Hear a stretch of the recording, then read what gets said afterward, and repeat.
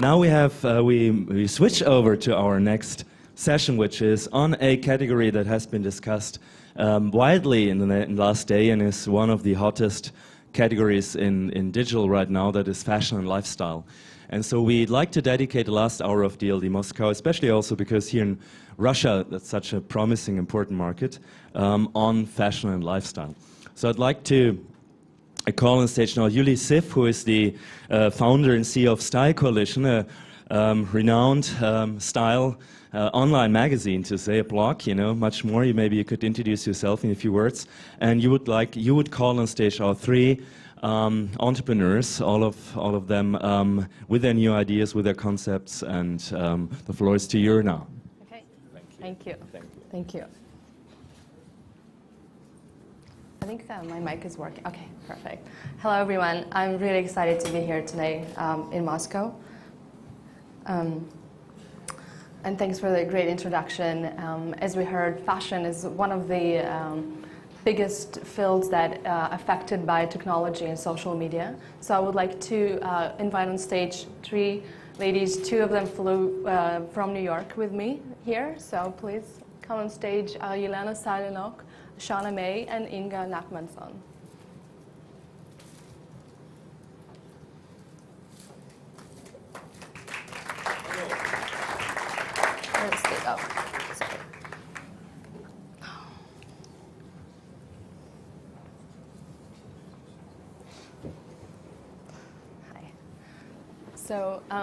So the idea today is really to have a discussion and talk about some of the biggest trends in the fashion industry today.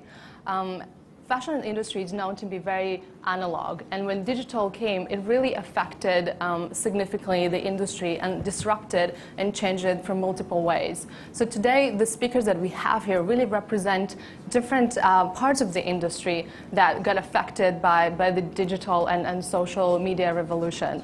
I would like to start by talking a little bit about my company and what we do, and then we're going to take a closer look at some of at the three other companies that we have represented here.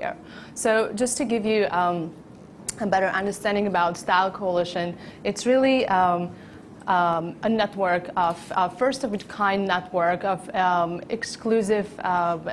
exclusively represent top fashion and beauty influencers. In the United States, we have about 40 top fashion and beauty bloggers that we put together into the Style Coalition, and we really help them to take their blogs to the next level. And in the United States, we see really this big trend of blogs going and turning into real businesses. We're talking about individuals that are able to build a really large online following with millions of users. They have their own brand, they have their own identity, they're professional writers, many of them, and they really create a really valuable media properties that, but more than that, it's more than just the media property, it's also their personalities are really important. So it's really a combination, a package of a personality and a media property. And I think this is something that's very valuable to brands today. And we were lucky to get to the space pretty early in the game and be one of the first networks of its kind. And we have a partnership in the United States with Hearst magazines, and we're actually one of the first blogger network to officially join forces with traditional publishing company. So I think this is a revolution on its own. Have a company like Hearst, who's been printing magazines for centuries, these days joining forces with the blogger network and recognizing the power of individuals. And in terms of brands and clients that we work with, and we help them connect with this new online influencers. I mean, we're talking from anyone from Lancome to Gap, and also even lifestyle brands like Starbucks, who's been working with us and using our influencers to connect to their passionate audience. And then even technology companies like Microsoft and HP, they come to us and they need our help to connect to this new breed, this new generation of influencers and their audiences. And the reason why they do that, you ask why those big brands, they come to Style Coalition, why they're interested in working with those individuals, bloggers, people that really started from passion and today they turn to be influencers. And the research shows that 50% of blog readers say that blog helped them make well-informed purchase decisions. And I think this is the main lesson that we kind of learn when we look at the blogosphere as a whole. What is the purpose of this content? So if you break it to simply, it helps drive traffic to e-commerce. A lot of the fashion and beauty blog content, it really helps drive online retail these days, and this is a big power. And when we look at the industry as a whole, when I look at the whole transformation that we're seeing. Back in the 80s, in the fashion industry, supermodels were the hot commodity. They were featured in the ad campaigns. They were really spokespeople for the brands. And then in the 90s, we saw the rise of celebrities. We see people like Julia Roberts and Robert De Niro doing ad campaigns for fashion or lifestyle brands. And today, we're seeing this whole new trend that brands approach those individuals that have large online communities, and they use them as their new spokespeople. And the advantage of that, obviously, is it's not necessarily the power of the person, like with celebrities, but it's the power of the entire community that person created. Because when we look at those bloggers, it's not just about their blog. They're influential on Twitter, they're influential on Facebook, they're influential on Pinterest, or whatever the next platform is going to be tomorrow. And we know those platforms are coming and going, but they're probably going to be there. And they're going to have large enough communities that will be very valuable to brands. And this is, I think, the biggest trend we see in the social space in the fashion industry, individuals gaining a lot of power. And just to give you some of the examples of the campaigns Style Coalition has done in the past, we're talking about Lancôme, who reached out to us and empowered those 20 of our influencers, asked them to create short movies inspired by Lancome's latest eyeshadow palette. And it was a really interesting, very artistic project that ran online in the United States for, we released every day, we released a new movie that each of those individuals created. We picked people in different parts of the country in the United States and really asked them to go locally and bring their inspiration and integrate the Lancôme brand into it. But it was very organic. It wasn't a commercial for Lancôme. It was really Lancôme reaching out to those influencers and asking, show us how our brand inspires you and what does it mean for you. And this is an example of something very organic. We see more and more integrated campaigns. We're moving from advertising, from kind of like top-down advertising, when brands just kind of like pushing their own message. We're seeing brands talking to the influencers and doing more integrated stuff. So, and another great example of a campaign that we did, one of the biggest initiatives we did with JCPenney in the United States for their initiative, for their collaboration with the Spanish mango brand. Actually, they wanted to utilize, again, the power of 10 of our influencers, and for this campaign, they even flew them to Barcelona to meet with the mango team and really get them behind the scenes of the brand, meet the designers and the management of the company, just to show them what this brand is all about. And we're seeing more and more brands connecting on that personal level, identifying the influencers that are relevant to their brand and building those long-lasting relationships.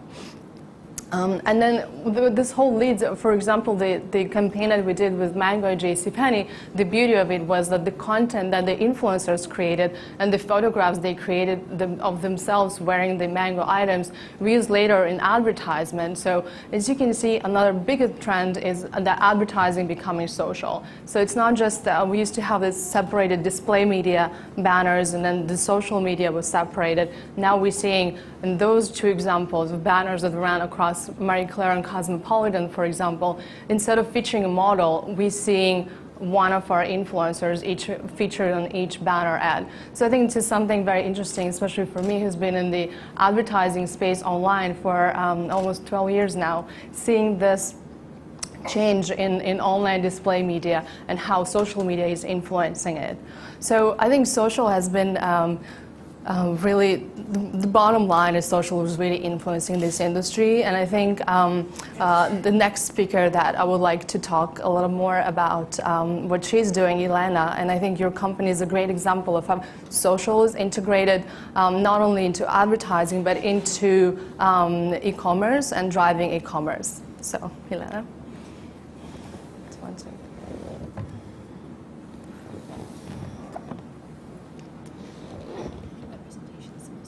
Yeah, presentation of Elena. I think I'm supposed to get a presentation up, so let's just wait 1 second. Let me try to get next. Or maybe... No? Oops. Oops. There we go. Hi. Здравствуйте, доброе утро. Я очень рада быть здесь сегодня.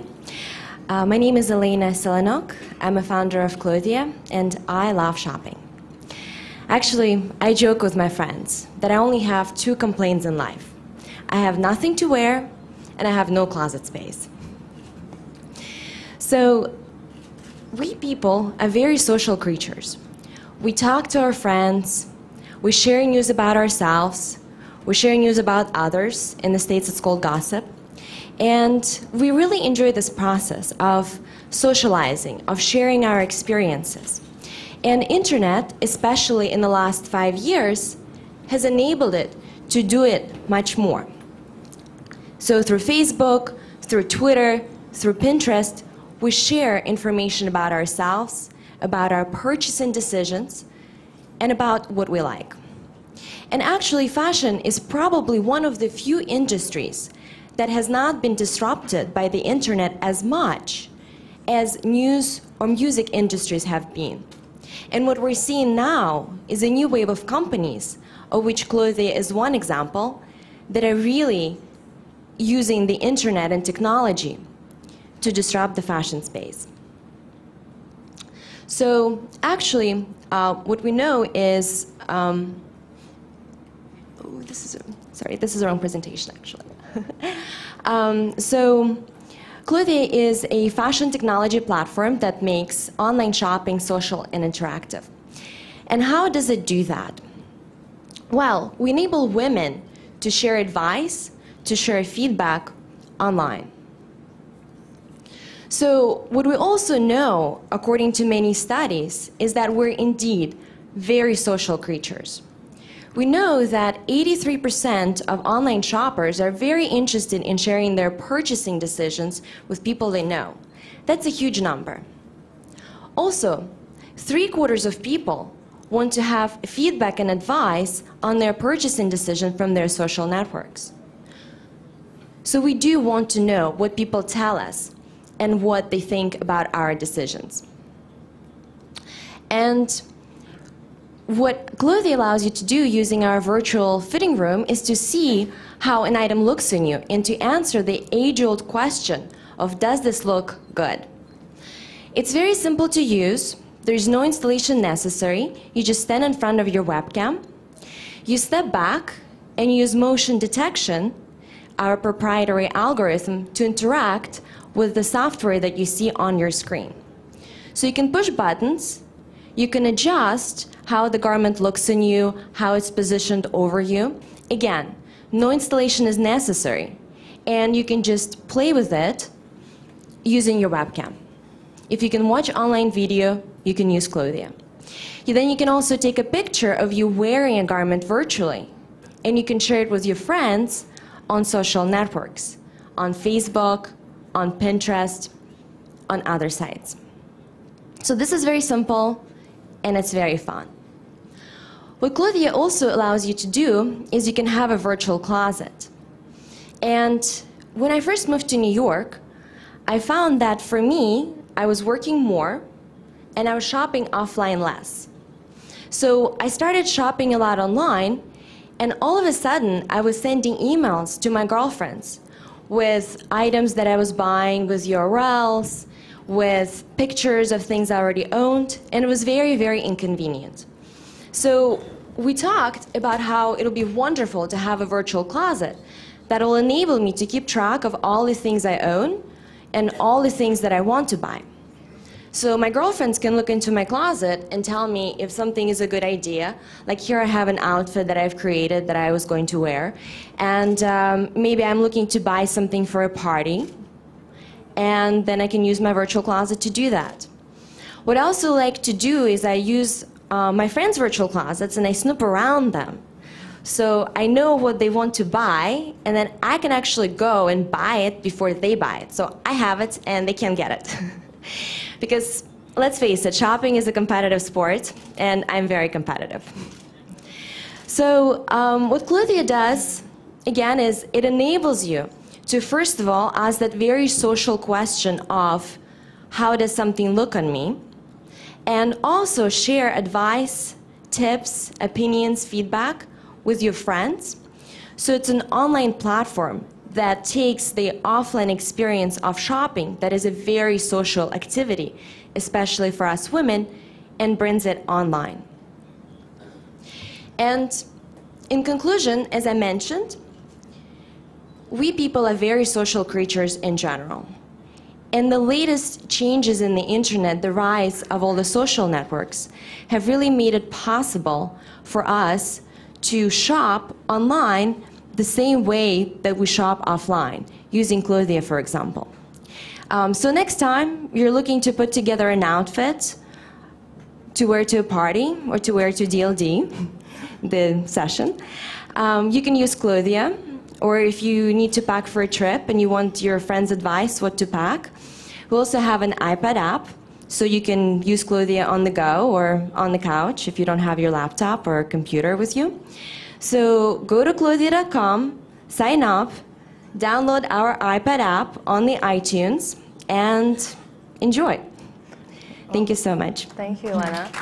A couple of follow-up questions. Sure. I know you still in closed beta, but I'm sure you've seen kind of like first wave of users on your site. Was there anything especially interesting about their interaction with Clothia that you learned that you maybe didn't expect, and something that users kind of, the way they use the platform? Yeah, so I think what we're seeing is we're seeing a couple of different types of behaviors, which is very interesting. We're seeing people who are cataloging their closet, and they're not interested in creating like pretty collages. They're just really interested in cataloging their closet, and they upload like everything from their shoes to their dresses to their handbags. And then we see people who are using it as a very social tool for shopping. So they'll create a virtual closet, and they'll have a bunch of items with it, and they'll be sharing them with friends. So, and then when people try things on, it's also really funny, because I think it's a technology that most people have not seen. They have not seen augmented reality. They might have seen Kinect, but they have not seen this type of technology using the webcam.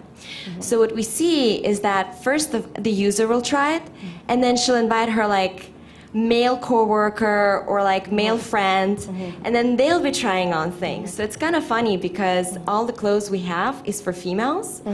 So then you see a guy wearing like a red dress, and you're like, it's kind of funny. Yeah, I'm sure it's always surprising how people start using your product in the ways that you never expected. So that's great. Thank you so much. So from here, we would like to move to the next big field of innovation in the fashion space, of course, e-commerce. And e-commerce, we're probably seeing a lot of really new and innovative business models. And this is what I think technology allowed in the online shopping space. It's kind of like not simply take and transfer the online stores, but come up with new ideas. And Shauna, please tell us a little more about Aha Life. Hi, good morning. It's great to be here, and thank you to Marcel and Steffi for inviting me and bringing me to Moscow. It's my first time here. And actually, ironically, I lived in Moscow for a year. And it's because I'm originally from Inner Mongolia, and my father actually came to the States right before the Tiananmen massacre happened. So when it happened, he actually wasn't allowed to return. So our family ended up immigrating to the US, to a town called Moscow in Idaho. So it's wonderful to actually finally be at the real Moscow, and it's a beautiful city. Absolutely love it. I've had the opportunity to travel and live all over the world, and I think that when people travel, and I actually have had conversations with several people here at the conference, we constantly, oftentimes, will stumble upon a boutique or a really cool shop, or we're in Morocco and we're finding something really unique, a unique object that inspires us. And all of a sudden, you want to purchase it. It wasn't a planned purchase. It's not like when you go to Amazon and you go search, and because you're trying to buy light bulbs or something. It's a product that gives you the aha, if you will. And aha is the universal sound we make when we discover something. So I wanted to solve this problem of discovery shopping, meaning that so many brands and so many products around the world actually having trouble to really make a name for themselves online. As e-commerce continues to grow, a lot of brands actually started coming to me and saying, you know, I've spent all this money building a website, but actually nobody's coming, because they don't necessarily know that these brands exist. And Aha Life really tries to solve this problem. And let me just go into presentation. So the industry that we're actually disrupting is the luxury industry. So some of you might not know this, but 95% of the luxury industry is actually offline today. And when I talk about luxury, I'm not just talking about fashion, I'm actually talking about everything from artisanal foods to really high-end gadgets to fashion to home design. And most of these brands are actually, you know, old brands that have been around for many generations from around the world, and they actually really don't understand the internet. So this was quite interesting. The other trend that I started to notice was that, you know, obviously with the rise of flash sale sites such as Gilt, and I think in Russia you guys have several flash sale sites as well, a lot of brands started approaching me and saying, you know, actually, I'm not interested in introducing my product on a flash sale site because I'm a niche luxury brand and I don't want to be introduced to millions of people at 80% off. So it's quite interesting to think, how do we actually create a shopping destination that digitizes the luxury industry at full price? So we are actually selectively social, because in the luxury space, most of the brands are very concerned about maintaining the authenticity and integrity of their brand. So the way we work actually is we have a network of influential tastemakers that we call AHA curators.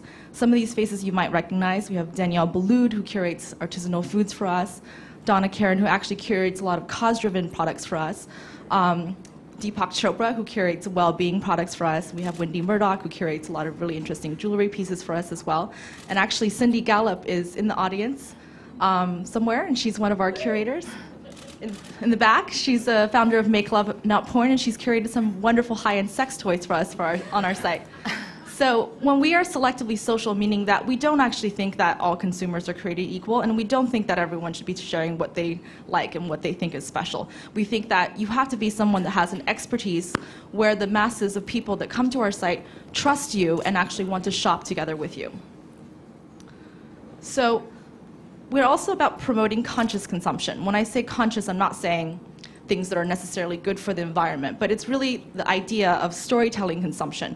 Most people, when they think of online shopping, they think of it as an inferior shopping experience to the offline shopping world, meaning I'd rather touch and feel the product. But actually what we've educated to the luxury industry is that with online, you can leverage content. You can show the process of how a product was made. You can explain the history of a brand. And usually these things are not really easy to do in the offline world. So here's an example of a product we launched for Guerlain. It's an old French company owned by the LVMH group. And Guerlain approached us, actually, this was quite interesting. They launched their holiday collection every year to Bergdorf Goodman, which is really the #1 department store in the world. But what they realized is that their target consumers, actually now, the people that shop at Bergdorf, are anywhere between 55 to 65 years old. So they realized we're really missing the pie here. We're missing people that are younger, that actually have disposable income.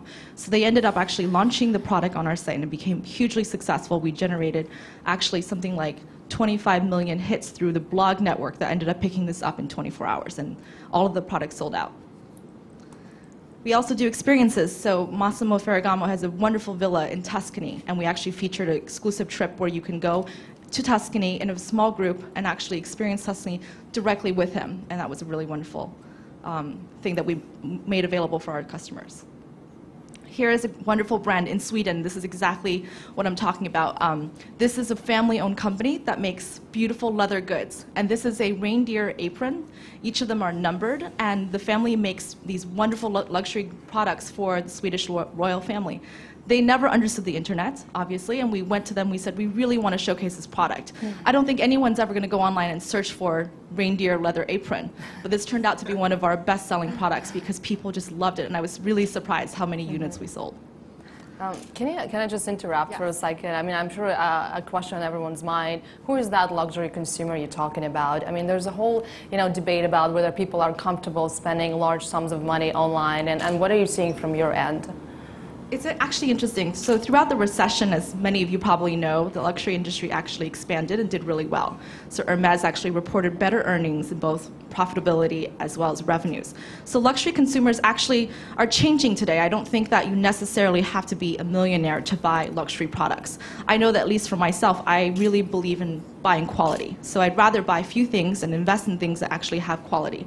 And I think that our customers, as we can look at the landscape, it's a lot of people that live in urban cities around the world. We ship to 107 countries. We actually have quite a nice small following in Moscow of women that shop on our site here. So it's definitely people in emerging markets, and a lot of shoppers in Asia have been really expanding. Australia is actually one of our largest markets, surprisingly. Oh, wow. So yeah. So just quickly show you guys a couple more things. This is Marchesa. This is a luxury brand in the US where they launched their accessories collection through us for the first time. They're bespoke bags. And that's the other thing, is a lot of people will say in e-commerce you have to actually ship it in 24 hours. We actually don't experience that. When it's something really special, this is a bag that consumers will actually wait for 5 weeks for this bag to be made personally for them. We relaunched Courrèges, which is a French luxury brand, and when they came back into the market, they said, you know what, we actually want to launch completely online rather than go through a traditional process, and it became a big success for us. We did a limited edition Canon camera with Diane von Furstenberg, and this is actually one of our best sellers. It sold out literally in 2 hours. It's a $600 camera. People were tweeting and panicking because they were limited edition. It was quite interesting to watch. And Deepak Chopra actually sits on our board, and what I said to him is, like, how do we bottle Deepak up so that everyone can have a little piece of Deepak with them? So we actually created this MP3 player.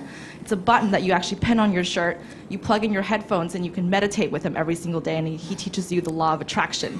So this is actually one of our best sellers. So you also create your own products, correct? We do on occasion, where we do a lot of exclusives with designers in collaboration.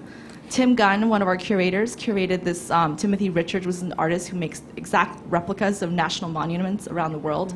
It's an artist, and Tim thought this was a great opportunity for him to actually showcase that he's not just a fashion guy. He wanted people to realize his love for architecture. So it's interesting that curators actually get a lot of benefit as well. And finally, we have a physical store. So this is our store in Beverly Hills at the SLS Hotel, which is a Philippe Starck design hotel. And the way the store actually works is like e-commerce. So bringing the concept of e-commerce offline, which is really interesting to me.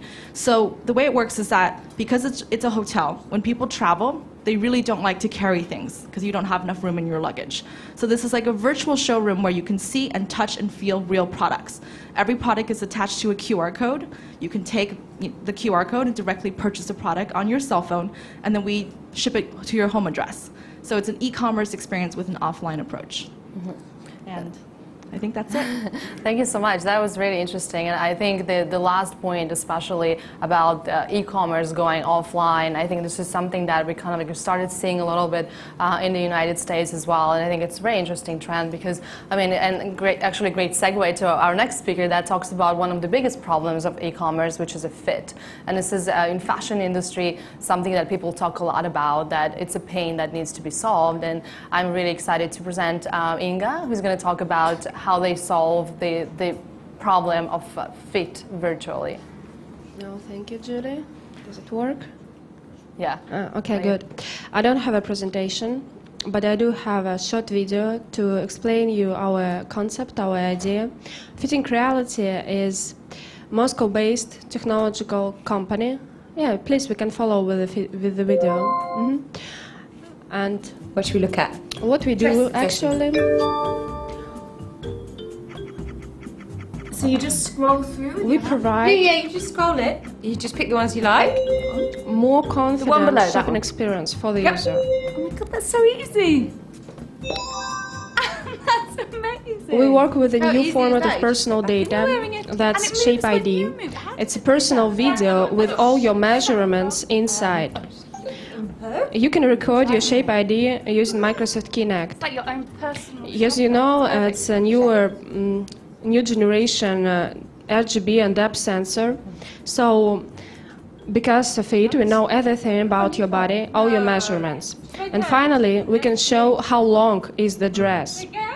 So it's no need to make strong, difficult calculations in your mind. I mean, trying to compare the model picture with you, model height with your height, and so on. And once you record your shape ID, you can use it wherever you go. You can see a little video of you on your smartphone and tablet and website of a brand. So we don't provide online shopping. We do provide only fitting experience. And I must say that it's a challenge, because maps out of this concept is really strong and difficult. But here in Moscow, you know that we have people to solve these problems. And I must say for all speakers that nowadays trends in shopping, they moved. So first, as it was said, socialization, right? Shopping goes social. Next, customization. So people like to change clothes. And as for me, I'm not a luxury buyer. I'm as a normal buyer. I buy things in H&M. Is it online? Okay. So, and for many people, shopping is a mission to be completed. We have children, we have work, everybody's so busy. And still, luxuries, I mean, it's magnificent, but we still need t-shirts and simple basic dresses. And to solve problem of fitting, our product it really solves these problems. Because online, in mass market, it's from 25 up to 35% returns. And speaking about US market, it's about $32 billion. Imagine how huge is this amount of money. And I believe that in 5 years or less, I mean, probably in 2 years, everybody in this room will own their own shape ID and use it to fit clothes virtually, because it's easy, it makes you more confident with the shopping, and actually it's more ecological, because you don't feel guilty when you send an item back, right? And I think we have some time for discussion. Sure, and I want to actually ask you a question. Right. So the product is already live, right? So how did you see any improvement and from people using your product, and what is the better conversion rate that you offer for retailers? Okay, right. Great question. We are not online in mass market still. Now we are on early prototype stage and early adoption stage. But last year we made a research in States and Germany. So we presented to people our prototype and we asked how they feel, how will they use it, what is the benefit for them. And actually the response from people and from fashion experts, it was so great. People said that just, we love the idea. I need it now. Please, how can I buy this? But of course, I feel that for mass adoption, our aim is to make service affordable for the brand, to make it cheap to add item in the system, because the mass market it's really a quick change system, and they have a lot of garments online. So you're really dependent on retailers to implement the product and in the shopping process, right? Or is it more of a consumer product that? Oh, if you are a retailer and you have an online website, now they use images, high-resolution loop images, Right. and some of them use catwalk as assets or video as zappers. And one more link, it would be like a shape ID view. Okay. And once a person clicks on that, he or her can see a real view, real dress on him or Great. on her. Great. Good. So we have 1 minute left, and I want to use it to ask each of you a quick question. What do you see from your perspective is the future of this industry? One quick thought. Or something we will see in the next 5 years. I think it's definitely about online and offline integration. So with mobile And instead of e-commerce versus offline shopping, it'll really combine into a seamless process, no matter where you're shopping. I would definitely agree with Shauna, and I think it's integrating mobile, especially since so many people have smartphones now, and that segment of the market is growing much faster than people have computers or have tablets. So it's walking into a store, having online shopping experience while in the store, and having a much more integrated, interactive offline experience when you're shopping online. I definitely agree. I think we've seen for a long time the digital life was very separated from our real life, and now what we're seeing is that we're actually learning to integrate it, yes, with the help of mobile, to integrate those digital technologies in our real life and help us in different areas, whether it's shopping or other experiences. So I really want to thank our amazing speakers. We'll all be available later if you have any questions, and thank you so much.